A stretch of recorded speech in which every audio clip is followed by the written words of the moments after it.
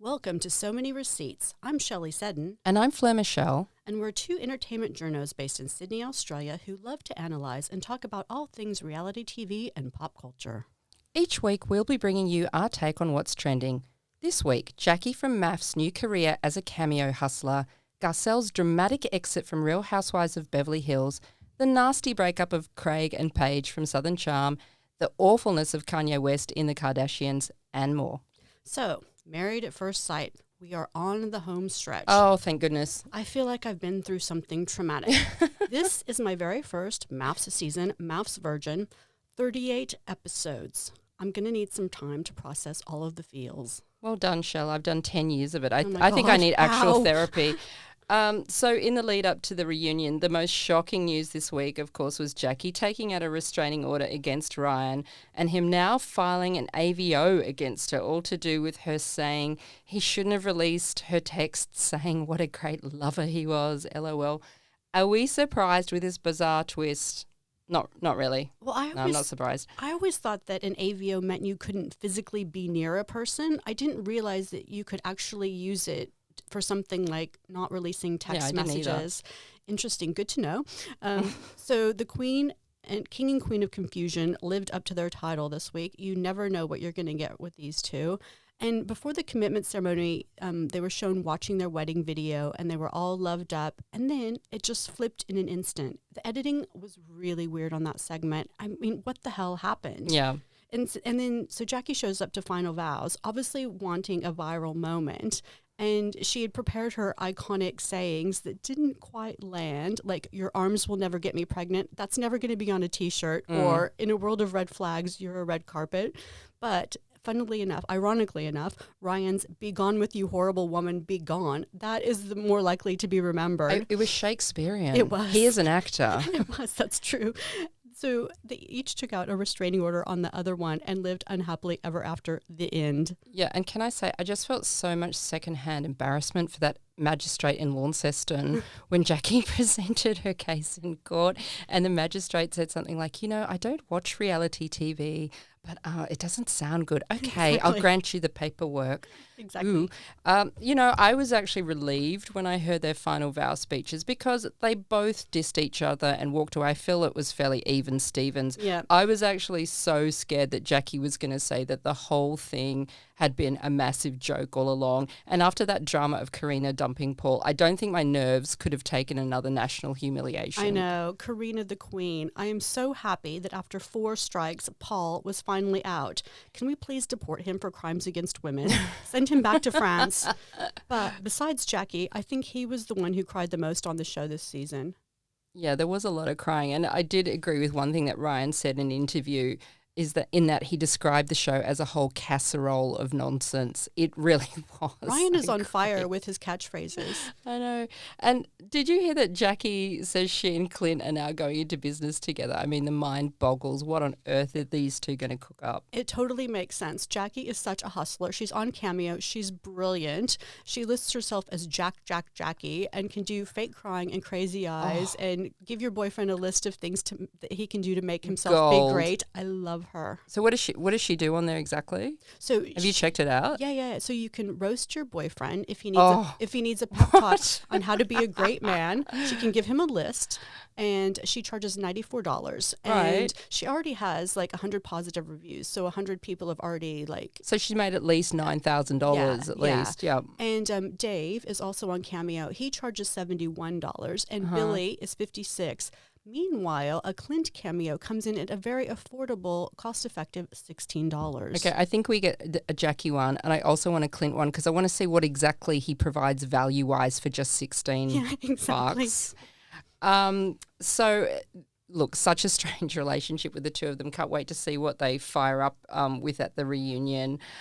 I read that in the early days of their relationship, she was bombarding him with all sorts of questions, which is not surprising. What's your favourite book? Where do you see yourself in 5 years' time? Blah, blah, blah, blah, blah. Yeah, they're like the cockroaches of the experiment. I don't think we're going to be able to stamp them out. But I do kind of love them together. Yeah, me too. I mean, a million years ago, let me just digress, when I was on online dating sites. I used to sometimes see in guys' profiles that they wanted a woman who kept them on their toes, and I never knew what that meant. Yeah. It sounded like a bunch of hard work to me, but I think that means they want a woman who's constantly challenging them. And Jacqui does seem to be that kind of person, but it does sound exhausting. Exactly. What's wrong with an easy life? Yeah. And also, I just want to mention Rhea and Jeff. So this is the only time we've mentioned them on the podcast because they were just too normal and nice. There was nothing to say about guys. them. Yeah, but the one success story of the experiment. So apparently this is how the experiment is meant to work. Who knew? But my cold, cynical heart actually found their vows really sweet and touching. Yeah, and we hear that they've already been asked to do the block by 9, which makes sense because Jeff is an electrician. Yeah, perfect. I'm not sure about Rhea. I kind of see Jacqui and Clint maybe popping up on The Amazing Race. Yes. Perhaps, I mean, there's not really many vehicles that would have them, but that would be pretty funny. Yes. Like, I can imagine her bossing him and around. Crying, breaking down crying. And him driving fast because he's used to driving a Ferrari. Yeah, Porsche. It's a Porsche. Oh, it's a Porsche. Sorry. I don't know my luxury cars like you do. I know. Yeah. And in more crazy new news, it's emerged at this very late stage of the game that Dave actually dated Sierah for a little while 6 years ago. Grown. Producers kept that one quiet. And also that the cast as a whole hated Sierra the most and that she texted Adrian for the reunion and said, let's walk in the room together as a couple. Oh, gross. She's obviously just desperate. She's thirsty for some kind of viral moment. So everyone wanted Dave and Jamie obviously to work out because they did seem really well matched, but they're obviously not together anymore. And Dave eloquently and passionately posted a tribute to his actual love, the love of his life this week on Instagram, his dog Willow. Oh, that's so touching, his dog. Look, there were so many previous connections this year, right? That's weird. Jeff and Rhea, Karina and Paul and Awhina's sister Cleo, Jamie and TJ, now Dave and Sierra. And if you're wondering, it's actually not all coincidence. When you sign up for MAFS, you do have to tell producers names of all the people that you've dated in the past, and then they are likely to go and check them out on Instagram. So that's how I think they got a hold of a lot of residual people. But even so, it's really gotten away from the original concept of the show, which was to marry a stranger at first sight, not second sight. But I think it's weird because, like, Jamie and TJ, like, they hooked up, like, 6 years ago. How are you supposed to list all the people you've dated from 6 years ago? I can't remember. Like, how can you possibly remember all the people you've hooked up with? I think maybe she did mention him because he was on Big Brother. So maybe she was thinking, maybe the question is phrased, who's someone notable that you've dated? Or who might still be out there. Yeah, exactly. Yeah. So anyway, on to the train wreck that is Awhina and Adrian. One word for this couple, awful. I don't know why she bothered to show up after that dinner party. During the vows, she stood her ground and established boundaries and then completely backed down when Adrian gave her his goofy, apparently irresistible look. It's like, I now view Awhina as someone you can't help unless they want to help themselves. I just can't with these two. I actually thought his look was more like Jack Nicholson in The Shining. Yeah. He looked really scary to me when he was looking at her. Look, Awhina copping absolute scorn online for inviting Adrian back to her bed after the final vows. Not a single vote of support in the massive MAFS Facebook forum or MAFS Uncut, which is another big Facebook page. Everybody disappointed in Awhina. Look, this poor girl, I know it wasn't right, but she just wants to be loved. And okay, he's a terrible Prince Charming. Listen, everyone knows that dreaded feeling of liking someone more than they like you and feeling so desperate that you'd cling to the, rear bumper of their car as they're driving away. I actually do think for that reason it's a good thing they're in different states. She's in Perth, he's in Sydney. He'll be out of sight, out of mind. No booty calls. No. Do I believe she's dating Billy in Perth? Not really. I mean, maybe I'll be proven wrong. I think it's clear that she likes a bad boy, and isn't Billy Mr. Nice? I know. Mr. Nice with tattoos. And plus Tim in Queensland, her backup match. Like, lovely guy, but obviously not anywhere near her. Yeah. Anyway, stay tuned for Awhina and what happens with her. But let's move on to Real Housewives. So in Beverly Hills this week, all I can say is thank God this horrible season is almost over. It was completely the Sutton show. And Dorit is the only one who had any kind of a storyline. Yeah, that's true. But can we talk about Kathy Hilton for a moment? Oh, yeah, we have to. Oh, my God. Can someone please get her some HRT stat? Yeah, she insists on traveling with a portable fan now, right? She carries around a mini handheld fan. She's obviously got the hot flushes, poor lady. Oh, Lordy, they are not fun. Take it from me. My friend actually used to call them power surges. Oh, I mean, Kathy, I need to plug myself into the wall occasionally when it happens. Okay, try that.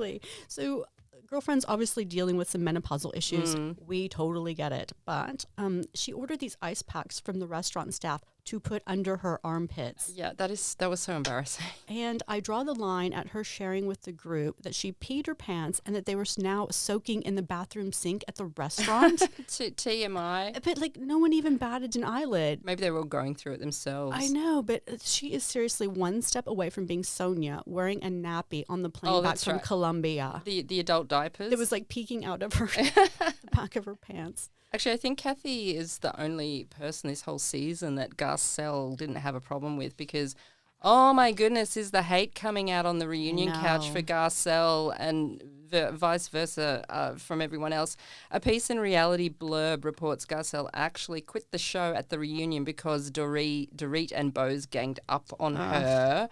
Bose in particular saying she would have sued Garcelle for defamation if she'd been Dorit because Garcelle insinuated that the robbery at Dorit's house was staged and Bose was calling it on camera a terrible, terrible thing to imply. So this is a funny case. These robbers were never caught. Some of the other robbers relating to a prior burglary, which I didn't realise happened at her house, they were caught, but not these ones. But this is our chance to talk about it. You kind of always had the feeling was staged, always had the feeling that the robbery was staged as well, right? So I think it's weird. There's always a lot of suspicious circumstances surrounding this robbery. So if they had a burglary before, like, would you not want to put on the alarm? Because Dorit said she didn't put on the alarm. Yeah. And PK was out of town. She's there alone in a big house with her kids. Like, there's robberies all over that neighborhood. Yeah, and one thing I do think was strange of Dorit, it was after having multiple robberies at her house, why stay in this house? Wouldn't you want to run away from it screaming? Sure. I don't know how you could go back into your bedroom or whatever at night with your children, especially because PK was often in London, so it was her alone with her kids. Why stay there? It's the same with Kyle, because Kyle had a big robbery. That's right. Remember they with all the jewelry. All of her mother's jewelry and everything. And so now Kyle lives alone in that house. I think it's like Fort Knox. She has like... It's so big too. Yeah, I know. And so that would creep me out if you had to you left something in another room and you had to creep all the way through the house, from one end to the next. Yeah. Plus, I would have someone stay with me as well. So I just think, I do believe 100% that Dorit had absolutely nothing to do with this break-in. And I feel like after the robbery, she was absolutely experiencing PTSD. She was traumatized, and I don't think PK supported her emotionally. Like during their counseling sessions, he minimized and dismissed her feelings, and she really needed to feel safe and validated. And that's when I knew it was the beginning of the end of their marriage during those counseling sessions.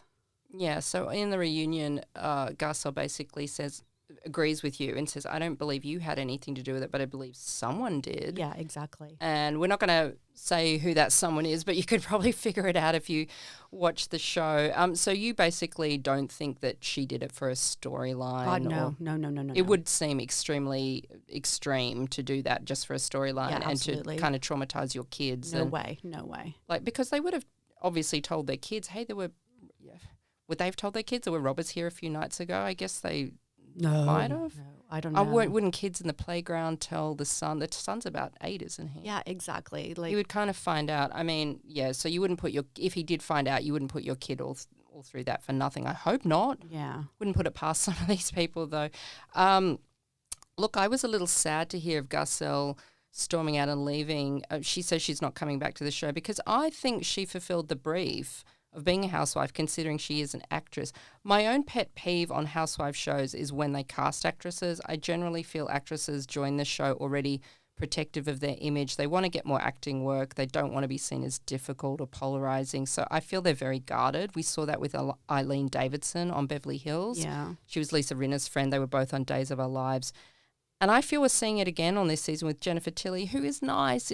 She's kooky, I get it, but I don't think she creates any drama. So I like how Garcelle stuck to her guns by sticking her nose into other people's businesses while still maintaining that actress persona. Yeah, and we actually don't know anything about Jennifer Tilly, who's her partner. We never see anything about her personal life. She wants to be liked. Yeah. I get it, but I don't know if that's the right forum to then be on Housewives if you just want to be liked. Yeah, but I do have to say my nominee for highlight of the season is when Kyle, Garcelle, and Jennifer Tilly are on the beach, and Jennifer tells Kyle that even the nicest people turn into monsters during a divorce. Yeah. And she says that when she was divorcing her first husband, he said there's $700,000 in the bank and that he would give her half, $350,000. And she said one of her girlfriends told her that she actually needed to go see a lawyer. So Kyle asked her if she got more money after she used a lawyer, and Jennifer says, I got a piece of The Simpsons. I'm not buying diamonds on Chucky money. The Chucky money just pays for my snacks. That is iconic. Now, this is what I want to see on Real Housewives. I really don't mind Jennifer Tilly. So that's the horror movie Chucky, the evil doll one. Yeah. I didn't know she was in it. Was she the mum of the doll, the girl that owned the doll, or the boy that owned the doll? I don't watch those horror movies, but yeah. They're not exactly A-grade sort of projects to do, but okay, Chucky is quite iconic too. Look, she just better step it up. That's all I'm saying. She's on notice with me. Prove your worth, girl. Now, on the subject of husbands and money, news broke that Erika Jayne is being accused of spending $24 million in funds that once belonged to her ex-husband Tom Girardi's former clients. She says she didn't have anything to do with it. She has shouted this from the rooftops to the ladies, but she now has to go on trial to clear her name. She's being sued for millions in a civil suit. Yikes. Tom is now 85 years old. He was found guilty last year on 4 counts of wire fraud, and he's now in a nursing home suffering from dementia. All I can say is, oh my God. Now we're going to have another season of Erika being all tight-lipped about the case like she was during the whole Tom trial. Yeah. I actually liked her this season because I thought she was quite open and level-headed and supportive to certain friends like Kyle, who called her a great friend, and Dorit. All of this goes back to the question, and it's kind of similar to the Dorit thing. Did Erika know all along that Tom was defrauding his clients, which the ladies will want to grill her about again? Right.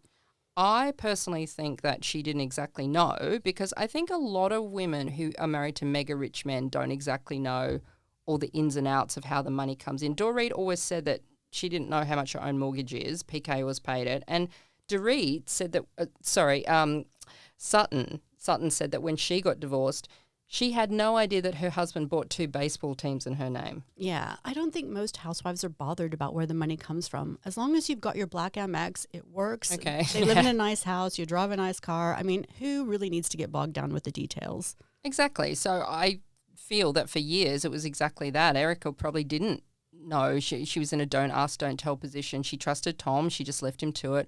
And I'm not sure a woman that seems as savvy as her would knowingly spend $24 million in fraud money when she has a public reputation to uphold. Yeah, and also there are some other legal cases that Erika is involved in. She's being sued by her longtime costume designers, Christopher Sierra and Marco Morante, in 2 separate cases. So these guys have worked with her forever. They work with not Christina Aguilera, Britney Spears, and also Katy Perry. So these guys, these are like professional guys.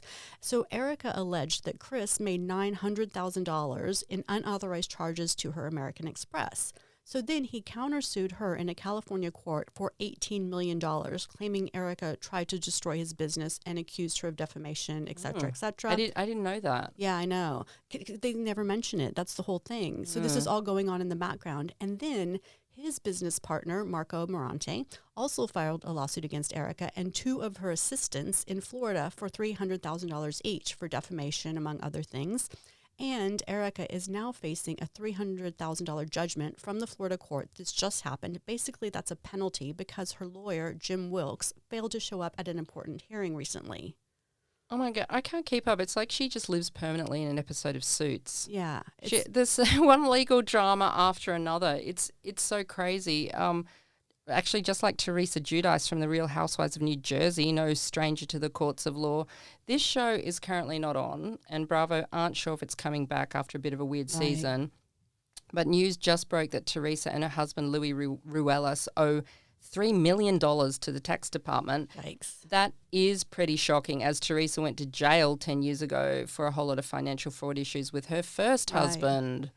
Now she's in this mess yet again with the second hubby, Louis. Like, who like, learn from your mistakes. Exactly. Like, so Louis appears to be some kind of failed businessman. Yeah, we don't exactly know. Yeah. I tried to find out, but it was like 10 different things, and nothing was pinned down either.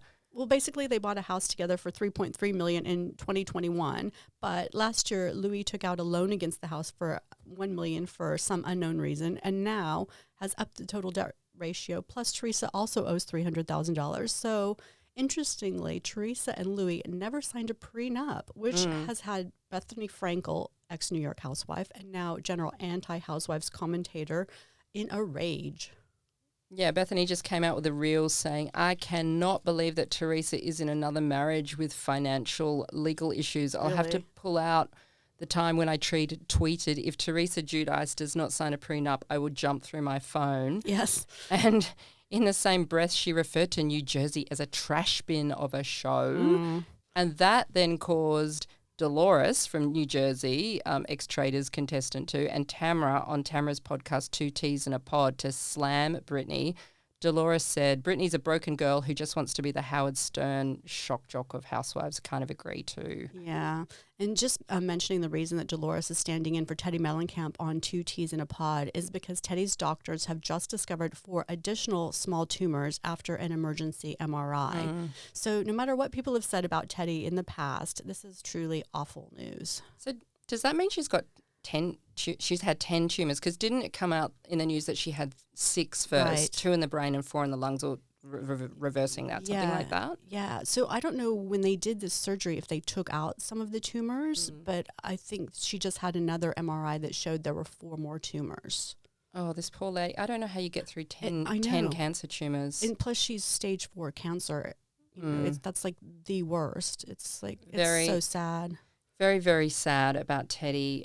Anyway, Tamara then said to Dolores on their show, we don't need Bethenny to be that mean to Theresa. You don't do that because karma's a bitch. Firstly, I don't know what's up with Bethenny Frankel at the moment. She's doing one twisted reel after another about how awful the Real Housewives franchise is, how terrible Bravo is, and how her season were the glory days. What's going on with Bethenny? I mean, she needs to find something to do. Well, she tends to do these reels which are just talking about makeup, as if she's a makeup influencer. But why does someone with billions of dollars even become a makeup influencer? Yeah, and they're not funny either. And she's supposed to be comic. I don't really get what the fascination with her and makeup is. Yeah, it's like drugstore makeup. It's like, I don't get it. Exactly. And now, and the other thing I thought was that is hilarious coming from Tamara saying Bethenny's mean, because the list of mean things that Tamara has said about people herself and OC is longer than your arm. Yeah. I actually didn't mind Louis on the show. None of the other husbands on New Jersey are actually very appealing.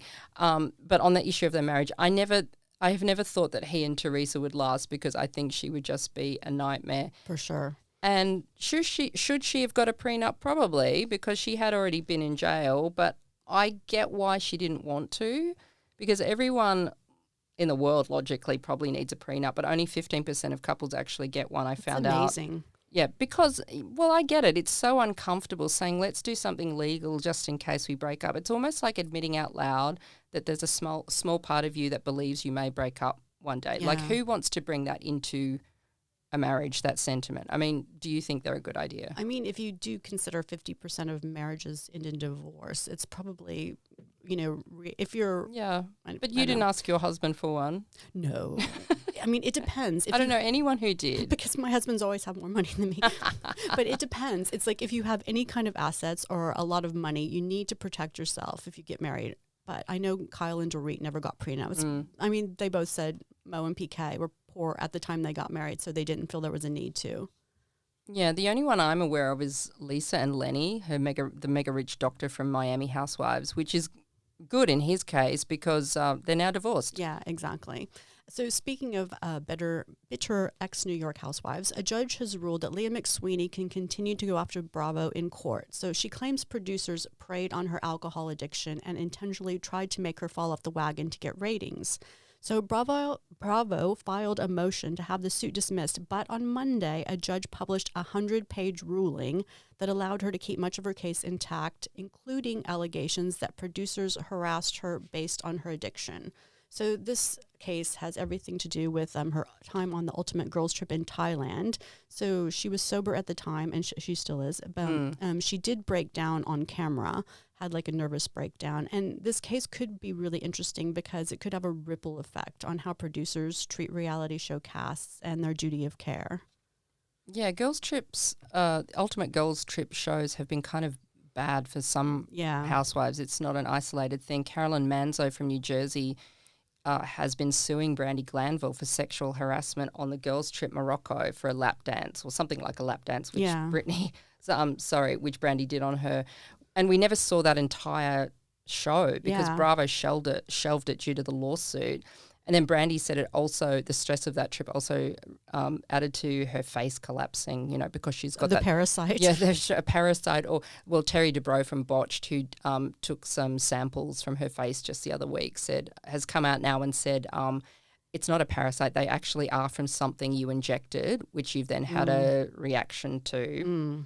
So I think these girls' trips shows in particular are real pressure cookers because they only have a week to create drama and storylines, whereas a franchise whole season, you've got months. Months and months, yeah, for sure. Yeah. So I can see why they're drinking alcohol and causing a lot of crap and all of that. They are entertaining. I've enjoyed all of them. Yeah, me too. We need another one. There hasn't been one for quite a while, maybe because of all this drama. Yeah, exactly. Anyway, on to Summer House. This Paige and Craig split is so nasty. In the latest episode, Paige was filmed whispering to Sierra, Craig's not supportive of my career. It makes me feel icky about myself. That scene, I watched it is so uncomfortable because meanwhile, he's wandering in the hallway just nearby. Yeah. And then Shep and Austin went on Watch What Happens Live last week, and Craig said when he saw that scene back, he was stunned and says Paige has been bad-mouthing him nonstop. She also asked him why he didn't fight for her after the split, and he said, well, you dumped me. Right. Why should I fight for you? I just feel like it's MAFS all over again. It's like I'm totally invested in Craig and Paige. Maybe too much, show. I know. It's like you're too in love with Paige. I'm re-traumatized. Okay. It's like I love them, and I just want them to live happily ever after on a farm somewhere. But not that she wants it, just you want that. Exactly. Craig and I want that for them. So it's so interesting to see Paige's side of things, I have to say. So, of course, I'm always going to be Team Paige, but I do think she's a great role model for a problem we consistently see in relationships on reality TV. Never dim your light in a relationship. As Jackie Gillies would say, shine, shine, shine. Not that Jackie Gillies imparted much wisdom in the latest Real Housewives of Sydney to her healing circle, but I get the sentiment. And then we found out after Watch What Happens that Craig has already moved on already. And in the audience was his new girlfriend, Natalie Burford. He didn't tell anybody. Like Andy had no idea that she was in the audience. I actually want to watch it again. Yeah, you should watch it. That's a good idea. So this girl, Natalie, is a model who works in the fitness industry, who is based in, wait for it, Texas. What on earth, Craig, after all this hoo-ha about the distance between Paige in New York and Craig in Charleston, why is he dating someone 2,000 kilometres away? I think it's too soon anyway. And why can't he just date someone with a normal job? What's wrong with a normal job in Charleston? My feeling is he just wants to be in a power couple situation, a Blake and Justin, a Brangelina in the olden days, so he gets more profile. But good luck to that because there's probably not a lot of options in Charleston. It's quite small, which means he's always going to be dating long distance, and absence does not make the heart grow fonder in reality TV land. Clearly. So apparently Natalie is originally from Texas, but the new couple are reportedly splitting their time between Charleston and New York because she is a model and a social media influencer and is based in New York. She's in New York? Yeah. That is crazy. Yeah. The whole thing about him and Paige was that she was in New York. It's deja vu. It's like, and also Natalie is used to having high profile boyfriends. She dated Dallas Cowboys quarterback Dak Prescott for several years and also Major League Baseball pitcher Jack Flaherty. And I just want to know, is Craig famous and rich enough for Natalie? I do feel a bit sorry for him because he's quite successful with the pillow business, but for some reason people don't think he's very rich or successful. I know. He actually is. But look, his priorities are wrong. I don't really see it. I think she's like a rebound kind of situation. Do you think so? I think it's too soon. But you know what happens is like when you date a guy and he's in a long-term relationship and and they break up, it's like he marries the very next girl he dates. You know that? Oh, so he might end up with her. He might, yeah. Does she want to live in a farm in Charleston? I don't know. Yeah, and leave her glamorous New York life for that? It's not a really. Have you been there? Been to Charleston? Yeah. No, I'm dying Looks beautiful. to go. I know. I think so too. It's on my bucket list. I definitely want to go. Maybe it's like the Perth of, it's a lovely place, but it's very small and isolated. I think it's very small. And you end up dating all the same people. Exactly. There's not much to choose from. So on to another horrible breakup, Venita and JT on Southern Charm. What a big ball of crappiness, not happiness this has turned out to be. Venita shared that when she returned from vacation in September, JT said he was no longer seeing this other woman that he's now dating, Ali Perilous. That's when Venita said she and JT started dating every single day. Then, after this season started, Venita says Ali began sending her hate messages and she asked JT to do something about it. But when he refused, Venita knew things went right. Basically, it's kind of looking like he kept both women on a string at once. And all this over little old Mr. Average JT. It's kind of laughable. I can't believe this is what we're talking about at the reunion. Seriously, 2 of the bottom cast members and their alleged fling. It's like JT has lost every friend he had in that cast. He was in love with Taylor last year. Madison was a good friend. Shep and Craig both gave him a chance this year. And now Venita, his supposed best friend. It's like they so need to clean house with this cast. There's so much dead weight. You've got Taylor, Rodrigo, Ryan, who I had to actually look up. Like when that whole barber thing, I was like, who's Ryan? I forgot about him. And Sally. Like all these people need to go. They add absolutely nothing to the show. And thank God Leva has already quit because she doesn't even bother showing up for filming most of the time and literally phones it in. It's like they've got a cast of renter-friends just around. Like they are apparently all their friends, but they just don't do anything. They're like wallpaper. They're like background. And now on the reunion, JT is implying that he didn't really want to quit Southern Charm after all and that he let his inner bitch get in the way. This is when he put out that Instagram post not long ago saying, I'm done with it. It's been a great ride. Goodbye. But now on the reunion, he just said, it was just my inner bitch. What does that mean? It means that he wants his job back. He wants a paycheck. And I did see quite a few TikToks and reels of him at various meet and greets and bars and stuff. He was having such a good time basking in all the limelight. For sure. But if he stays, I mean, he's running out of women on the show to pursue. Yeah, they all loathe him. Yeah, no one wants to film with him. It's like, forget it.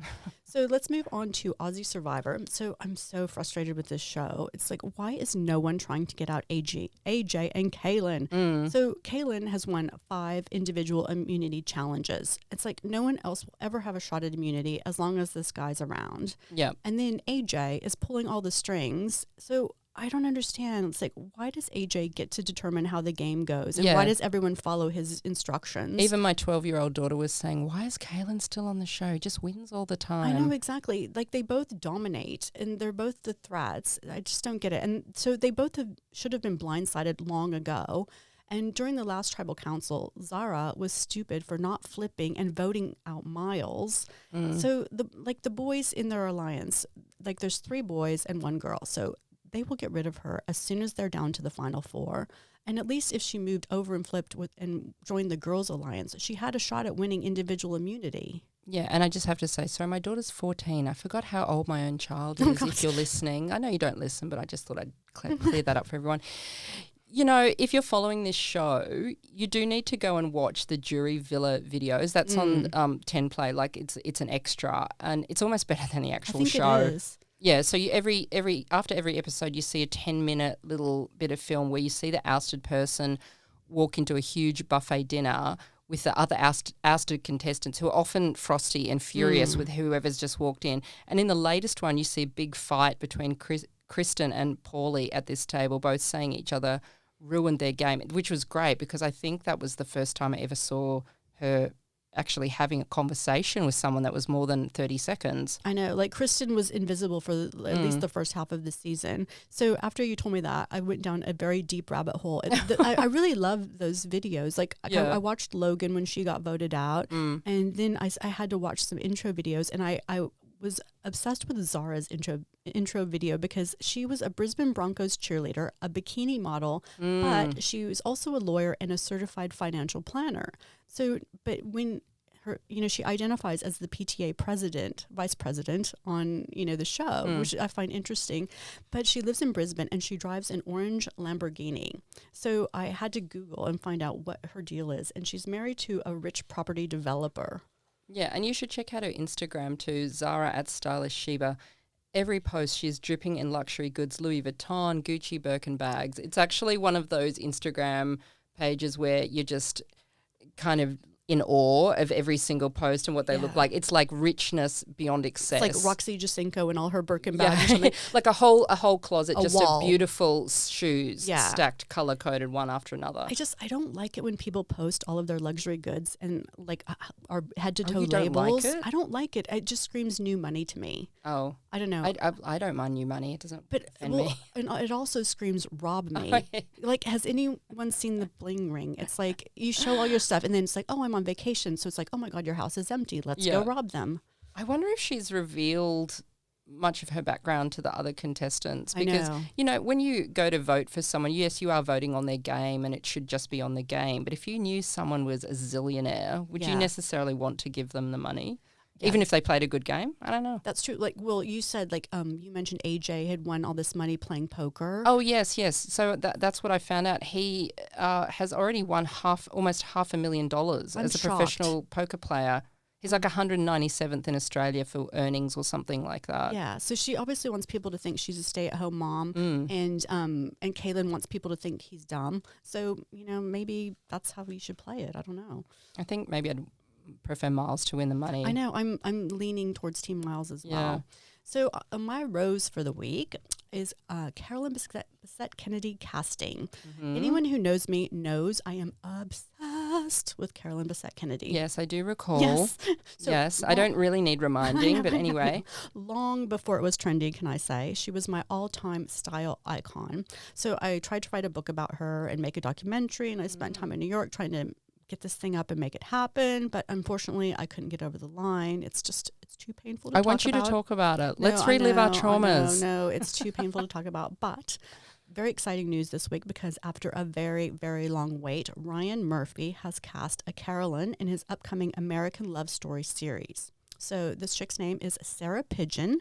She's 28 and has starred in The Wilds. It's on Amazon. It was partly filmed on the Gold Coast, and she was also in Tiny Beautiful Things, and I'm watching both of those. Mm-hmm. So I was actually hoping this whole time Elizabeth Debicki, like for years, I said that's who he should cast. Mm-hmm. But she eventually ended up playing Princess Diana in The Crown, so it would have been too weird for her to play two real-life people, and she's aged out now.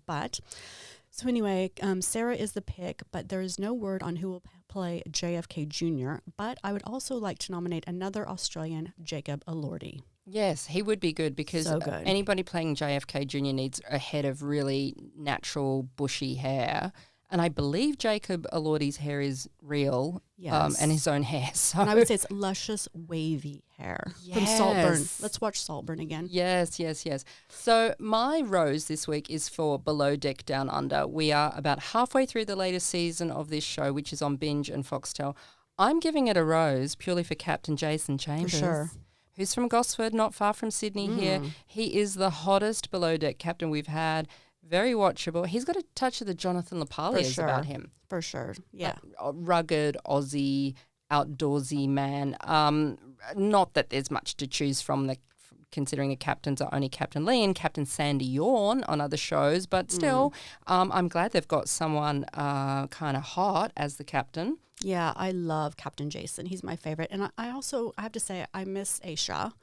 So I think she's on Below Deck Med. No, I know, our New Zealand girl. But their relationship was so cute, their brother-sister thing, and her putting in his contacts. But I think Jason is being a really good sport by taking his shirt off and leaning into them. Oh, you're such a good sport, Captain Jason. Thank you so much. Yeah, taking one for the team. They're trying to make him a sex symbol and really play that up. So he's being a really good sport about that. And Andy Cohen is always trying to fix him up at BravoCon. And I have to say, I can't believe out of all the women in the Bravo universe that he went on a date with Adriana from Real Housewives of Miami and kissed her goodnight. Yuck. Yes, the Brazilian singing superstar. Yes. He could have anyone in the Bravo universe.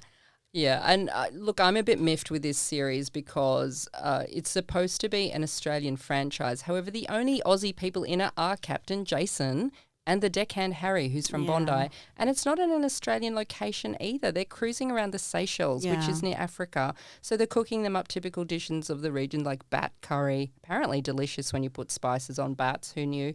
Now, there's usually about 2 Aussies every below deck season in any location anyway. So I'm struggling to see what's so down under about it. Yeah, I know. I agree. More Australians are needed. Plus, just keep them cruising around the Barrier Reef. It's beautiful. Why not? It's exotic to most people. Anyway, so my thorn for this week is Val Kilmer. So very sad thorn. Yes. R.I.P. Iceman. So Val Kilmer died Tuesday at the age of 65. He died from pneumonia, but he had been battling throat cancer for years, which left him unable to speak without assistance. And I always thought that Iceman was much hotter than Maverick in Top Gun. Oh, okay. I thought they were both equal hotness, but I get that. Val Kilmer was very good looking. Yeah, just the blonde, ice, sexy. Anyway, and he was also really great as Jim Morrison in the Doors movie. And I actually liked him as Batman in the 90s. Very few people remember he did play Batman. It's one of the few Batman movies I actually saw because I think they're all really boring. But they are. It was the one with Nicole. They're not for chicks. Yeah, I know. But Nicole Kidman was in it, and so was Jim Carrey. That's right. I forgot Jim Carrey was the Joker in that. Oh, yeah. But and another fun Val fact: he famously dated Cher when she was 36 and he was 23, and they dated for 2 years from 1982 to 1984. And Cher was just on the Howard Stern show like a year or so ago, and she said she was madly in love with Val. But they obviously broke up, because he was young and whatever, and they remained friends. But didn't Cher also date Tom Cruise too? I think she did. So she dated both Val and Tom Cruise. Oh my God, yeah. Like she's a legend. Wow. I mean, I did like how Tom Cruise came out this week. He was at some public conference and he gave a really touching tribute about Val and their friendship. And I thought that was really nice because it's not often that Tom Cruise does anything nice. Yeah, we have anything nice to say about Tom Cruise. So I did really like that he said that. I felt that their off-screen friendship really came out in the scenes that they did in Top Gun Maverick. I could feel that it was I could feel genuine empathy between them. I thought that was a beautiful tribute to include him in the movie. Yeah, I loved that movie. I thought it was such a good follow-up. So, Shell, my thorn this week is the Kardashians on Disney+. Currently, maybe 3/4 of the way through their latest season. Here's the thing about the Kardashians. When they have a fight or they talk about their businesses like Skims, it's interesting. Yeah. When they don't, it's actually pretty dull. And in the last episode, Kim takes the cameras to yet another jail to talk about more prison reform because that's what she advocates for. And then meanwhile, Chloe starts up a new podcast called Chloe in Wonderland where she's all low energy because she's not feeling well. And her very first guest out of all the famous people she knows is Scott Disick. Why? Talk about low energy. So first up, he looks so haggard. He admits he took Monjaro to lose weight. So he's got Monjaro face. Was he fat? Yeah, he was a few years ago. Dad bod. Yeah, and so he did something about it. He took Monjaro, but it really ages you in the face. Ozempic, Monjaro, any of these things, he doesn't look good. And I couldn't figure out when I was watching that scene who he reminds me of. And then I realized he actually reminds me of an elderly grandpa. Yeah. He's only 41, but it's like he's in his 80s. He speaks in this really strange, slow way, and then he makes those dirty, old, unfunny grandpa jokes. Like he always implies that he's got something going on with Chloe. I mean, it's so ick. I mean, you're literally scared of what he might say. Because it's going to be inappropriate. Next. And then Kim shows us around her mansion that she's renovating for some reason. She says she's showing that she's renovating a wardrobe for a man, actually, in the hope that someone new might come into her life and move in with her one day. I thought to myself, wow, that would have to be one brave man to take on insane Kanye lurking in the background. And I actually read something really shocking this week, that North was due for a scheduled visit at Kanye's house. But then security gave Kim a tip that Kanye was also inviting Andrew Tate, God. AKA the world's most hated man, and his brother Tristan Tate to the visit with North. What the hell?